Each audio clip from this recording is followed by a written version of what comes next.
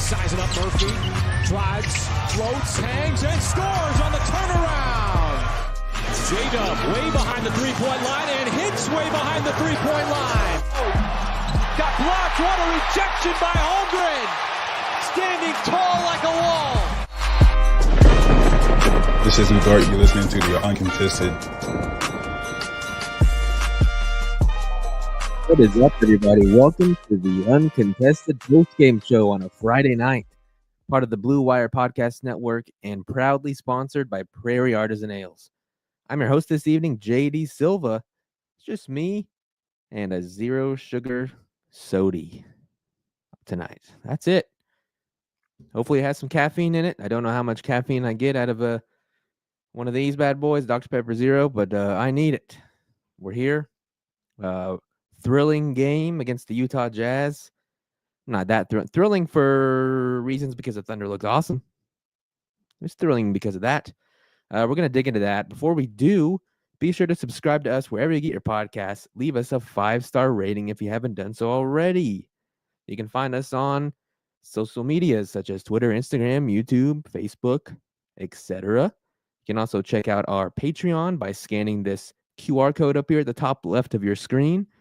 That'll get you access. You can also click the link in this podcast description.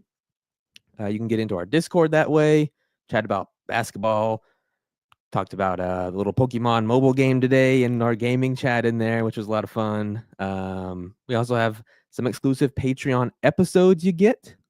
We have another one coming up pretty soon. It's going to be, I think, me, Taylor, and Nick talking about the draft.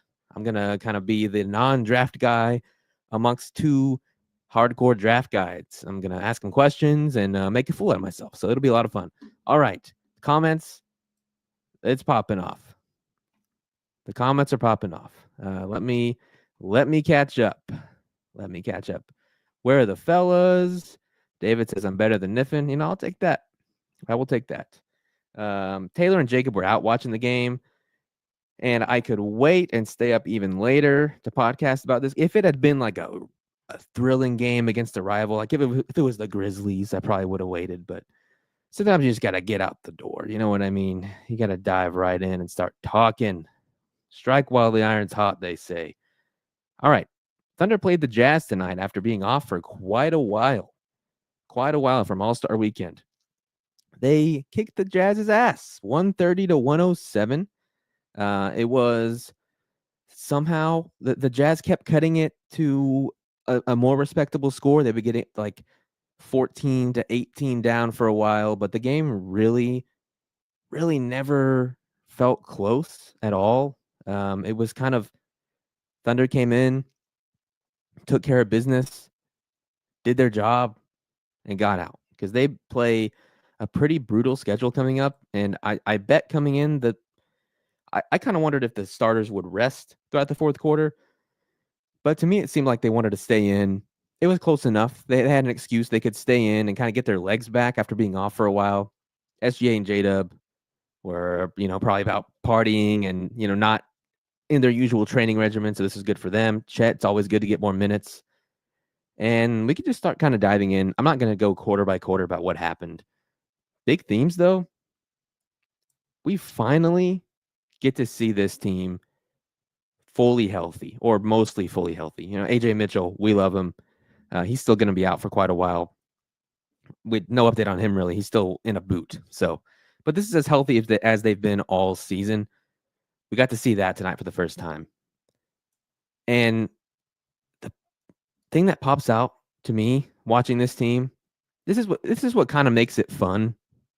I'm kind of going to blend in like this post game with my post All-Star break thoughts and expectations, but getting to see this team, like we had so much fun the first 2/3 of the season, up to the All-Star break without Chet. Like the team was crazy dominant and we had a ton of fun stuff to talk about. SGA's the MVP candidate that's most likely to win right now, I think, according to odds, and everyone else. Like the Thunder are just so good. We've been able to talk about this historically great defense. It's been so much good stuff, and now we get even more to digest with Chet being back and this team finally being healthy all at the same time. And God, the defense somehow looks better.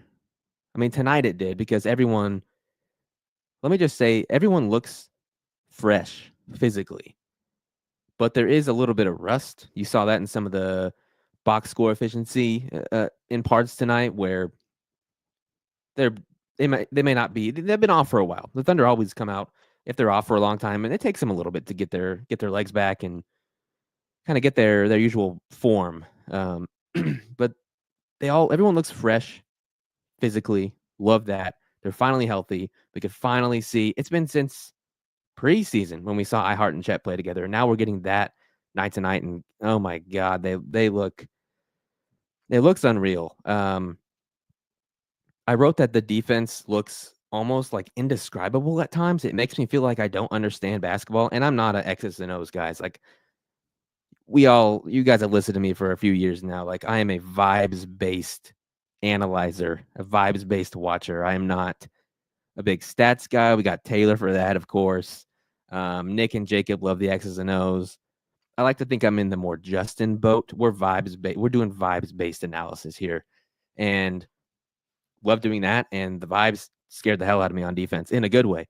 It's ridiculous. It feels like they're changing coverages all the time. They have so many guys that can do so many different things. They're able to force turnovers in unconventional ways. Their rim protection is outrageous. It's truly nuts, and I can't wait to see them play against better teams. Like no shade to the Jazz, but they are 13-42, maybe 13-43 tonight. I don't know if that's the most recent score, but good Lord. I just the defense makes me very excited for the playoffs is what I'll say. Don't want to make any grand statements, but I can't wait to see this put to the test. This is like the best defense I've ever seen out of the Thunder, and can't wait to see them tested night to night. And they have a tough stretch coming up, which we'll talk about near the end of the show. Let's go through some box score stats because some of them did pop out kind of top to bottom. Chet, he's back. 7 of 15 from the field, 1 of 4 from 3, which you would like a little more. He's not quite back, but he's working his way there. His shot just looks a little flat still. 7 rebounds, 1 assist, 3 blocks, absurd rim protection. The blocks do not tell the full story. The dude's insane. He was plus 17 on the night, scored 20 points to end it all. I think he said in the post game, and someone can correct me, like in the post game with Nick Gallo, like he was still getting his swag back or something like that. Yeah, and he's playing with confidence. I forget how good of a finisher he is around the rim, like not even dunking, just manages to score insane baskets. And I think that's kind of because of his upbringing, growing up and, watching those old clips at like the Steph Curry camp, him doing crazy dribble stuff when he was much shorter. Like he still retained all those skills, except he's now 7 feet tall and is so skilled and crafty around the rim. Nick talked a ton about that before he got drafted, about how good he was there, and I'm still shocked by it regularly. But Chet's awesome. So he's my favorite player to watch on the Thunder. What he makes happen on defense feels impossible, and very disrespectful in a good way. And his offense is a work in progress, but you can so clearly, like on the good nights, you'll see a glimpse, and it'll be like, that looked a little Kevin Durant-y. Love seeing that. Other times it's less than that. Other times it's more like I don't know how to compare it. A stretch. He's just a stretch 5 that can do a little bit off the dribble. Both are good. Obviously, offense is still a work in progress. The defense is absurd, and Chet would be the depoy if he was healthy. Won't be Wemby now. which really sucks. He is out for the season, blood clot in his shoulder, really scary stuff. Wish that dude the best, crazy talented. But now it'll be someone else winning DPOY because he will not meet the required games threshold. Don't know who that'll be. Maybe we can talk about that later on in the show or on Sunday whenever we're back. But, wouldn't be shocked if it was a Thunder player. Would not be shocked at all. Up next, J-Dub playing against his brother, playing against in front of his family who were in the stands. Looked awesome physically. Finished 6 of 14 from the field, 9 rebounds, 2 steals, a block, 4 assists, 18 points. Kind of did it all. Looked super confident. Looked really good. We had talked in previous podcasts about like his confidence, and I feel like he was able to gain some his confidence at the All-Star game, and like how that could be a way to build up that confidence had he lost any, because he's had some shaky moments this season. I think we've all kind of seen that. The efficiency's not there like it always has been, but he looked awesome tonight. And again, yes, it's against the Jazz. They don't have anyone awesome they can throw at him on defense, but still good to see him do kind of whatever he wanted out there. Not the most efficient night, of course, 6 of 14, but I'll take it. Looked good enough for me.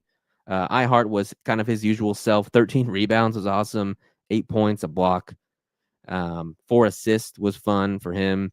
You're kind of seeing the Ihart and Chet connection, the Ihart and J-Dub connection more and more. It's really good stuff because the Thunder really need to find sources of playmaking outside of SGA. Like, what happens when SGA is not on the court? How do we manufacture points? I think a lot of times they're trying stuff out like this now to kind of discover that, which is awesome. And then, of course, SGA, a quieter night from him, but that's kind of because the scoring came from everywhere on the team. Only scored 21 points on 7 of 16, 6 of 6 from the line, 8 assists, 3 blocks by SGA. And I can't recall. I know at least 2 of them were in the first half, maybe all 3, but he was awesome. Kind of just bullied the opposing guards. The guards on Utah are not defenders, to say the least. You have like Jordan Clarkson, Keontae George, Isaiah Collier, not the best options to guard SGA. Colin Sexton, not known to be like a great defender. So he kind of did whatever he wanted, got wherever he wanted, was clearly just kind of out there going through the motions. I also do want to say, like, the Thunder held a comfortable lead for almost this entire game, to be honest, but it never felt like they had to really flip the switch and really put their foot on the gas on offense. On defense, they definitely did, but it never felt like they tried to really step on their throat, and they didn't need to. I don't blame them for not doing that at all, but just wanted to throw that out there if you're listening afterwards. Brighton Snow says, "Hello, Silva. I am back. Thanks for carrying the podcast as of late." Hey, you're welcome, buddy. Did Sexton play? Was I blind? He did not play. How about that? You have Lou Dort, who I thought was fine, played good defense, only scored 6 points. Not a huge thing there. I kind of want to jump down to 3 more guys: Isaiah Joe, Aaron Wiggins, and Kaysen Wallace. We kind of start with Kaysen. Kaysen hasn't played since, I think, February 1st. Been a good 20 days for him. Really glad to have that guy back. He's awesome, as always. Managed to get 2 steals himself. Caruso also had 2 steals. Thunder had 10 steals as a team. It just did a hell of a job. The Jazz had 19 turnovers. Everyone played a role. Isaiah Joe, 15 points. Aaron Wiggins, 12 points. Kaysen, 10 points. And that's why you didn't see SJ have to go out and score 40 like he had been doing, even more than 30. Like, everyone else pitched in, and you can kind of see they played so many guys tonight. They played 5, 6, 7, 8, 9, 10, 11, 12, 13, 14 different guys tonight. Now, some of those guys only got a few minutes, like your Dukas, dump truck Dukas, Usman, Dylan Jones, only 3 minutes apiece there. But they played 10 guys real minutes. That's absurd. And they can do that now. And I think Mark probably really wants to do that for 2 reasons: to test out the depth, kind of get everyone ready and see what works, what doesn't work leading into the playoffs, and to save these guys physically for tough stretches to come. You know, they're going to be playing a lot of games coming up without much rest. And this is the way to do it. Play a lot of guys. You don't have to be the Knicks and play 6 to 7 guys a night and have all your players hurt all the time. Like OG and Anunoby, we just saw missed a ton of time, came back tonight, got hurt again. The workload is something that I'm sure the coaching staff of OKC is highly aware of. Especially, I've talked about this before with SGA, like leads the league in drives every single year. How much is SGA, to make a football analogy, how much is SGA like a running back? And you want to limit his carries a little bit so that he has more to give in the postseason and more to give throughout his entire career. All those drives, I worry, will add up. Now, SGA is like a superhuman athlete, obviously, one of the most well-conditioned players in the game, so I'm not like that concerned. But I do think about that. David Skelton said they scored 130 points. How is not getting into a groove on offense? It's less about them getting into a groove. They scored easily. Everything looked easy for them on offense. It never felt like they had to try that hard to score on offense, I guess is more what I was trying to say there. Good point, though. What else from this game? The Jazz, we could talk. The Jazz are interesting. I can't believe John Collins is still there. He scored 26 points. Good for him. Jordan Clarkson, God bless you. 0-0, 19 points. Keontae George, 20 points. They're riding the lottery train. They're where the Thunder were 4 years ago, 3 years ago. Good luck to them. You guys feel free to drop in questions. That is most of what I wanted to discuss for this game. I'm just most curious to from now till the end of the season, find the ceiling of this team. Like, when will we have seen the ceiling? And I think that's kind of going to be when everything's clicking at the same time. And in my opinion, that's kind of the ceiling is determined by Chet now. Like, SGA already has them at a ridiculous ceiling, but Chet can kind of shatter that, I think, with his health and with his conditioning, and like, how much of a scorer can he be? Those are questions I want answered that could lead to in an immense amount of success that in the playoffs specifically. That's where those questions are going to come into play more. Where does the scoring come from? Things of that nature. Dylan says, is Chet back to full force by the end of the season? I do think so. I know that guy works his ass off, and yes. Gumby says, how much does Shea hear about the and one J-Dub's brother got on him? Probably a little bit, but just to be honest, Cody needed that. He really needed that. He's been really bad, guys. He's been really bad. I don't think I listened to the likes of Sam Vecini, who I trust a lot, and he just kind of has said he's not really ready to play physically in the NBA. Kind of wish they would give him even more minutes. He's only getting like 16 a game. He's like their Usman Jang right now, to be honest. So I was kind of happy for him to get that moment. What else? Brighton says, who has the best car out of the guys? That's a good question. I don't see Nick and Justin. I'm pretty sure Nick has. I'm going to guess Nick. I don't know what kind of car he drives, to be honest, because I see Nick in person, 2 times a year. 3 if I'm lucky. But, yeah, I'm going to guess Nick there. Trav says, do you think Shea's points per game takes a dip with everyone healthy?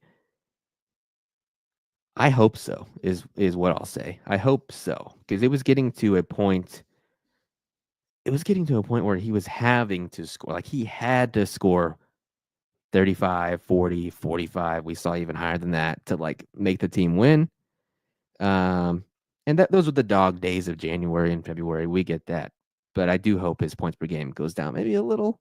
Maybe not. Dude's awesome. He's the MVP frontrunner for a reason. Big Mike says Lowry is a good player, but Ainge made a huge mistake not trading him last offseason. I tend to agree with you. Lowry Markkanen kind of glossed over this. 2 of 14 tonight, and he has not had the best season. He's averaging 19 and 6, 19.6 rebounds. has not been the best. He's shooting 43% from the field as a huge wing, big, 35% from three when that was kind of his thing. Now the Jazz aren't like setting him up for success necessarily. He had some better players around him, like more veteran players that could set him up before. I bet if they got a Dylan Harper, Lowry's life would get a lot easier. Same thing for Cooper to a lesser extent. You know, you're not drafting Cooper Flag for all the playmaking. Dylan Harper would kind of give you a little bit more of that. But yeah, I kind of agree with you. Trade high. Trade him when his value is at the highest. Other questions? Let's see. Nick Jordan said Justin got that minivan swag. He does have minivan swag. Cannot deny.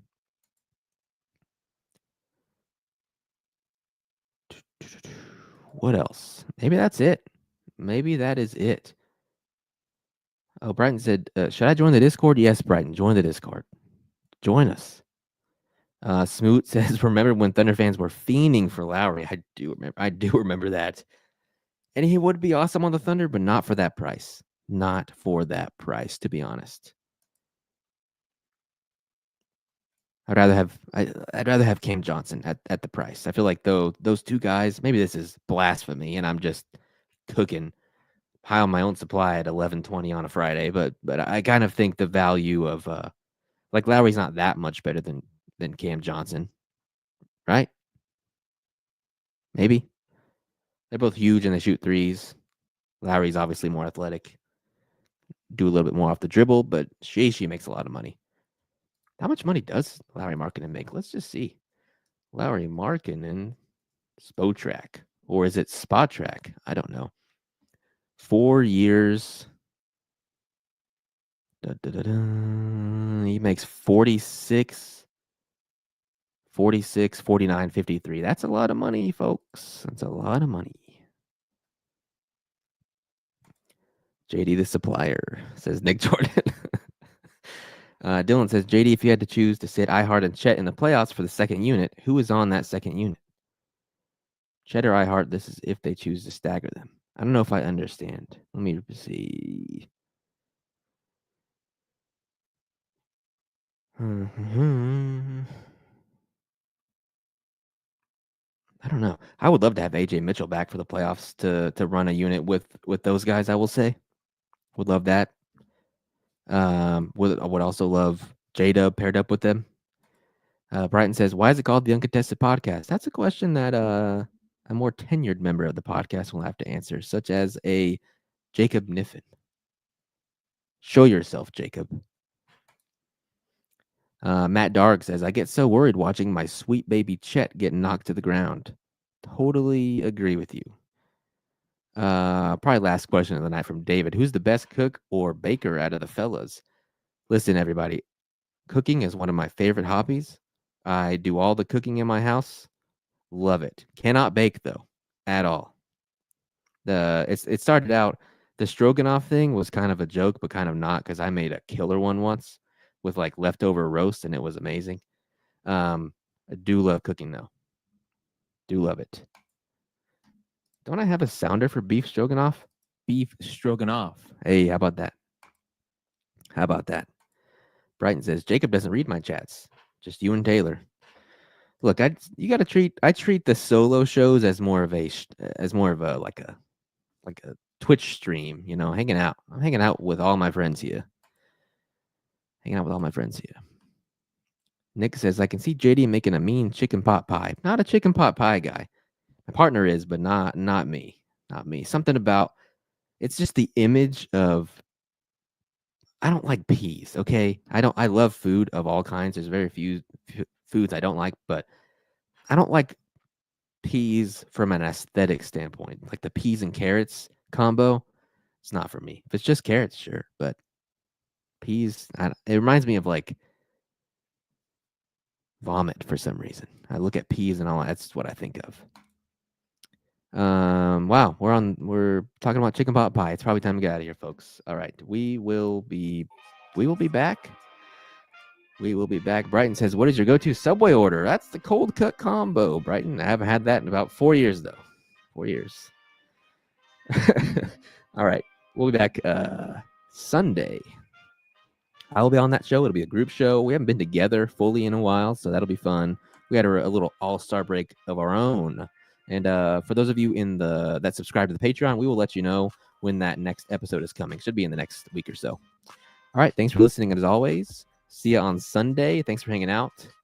Adios and Thunder up.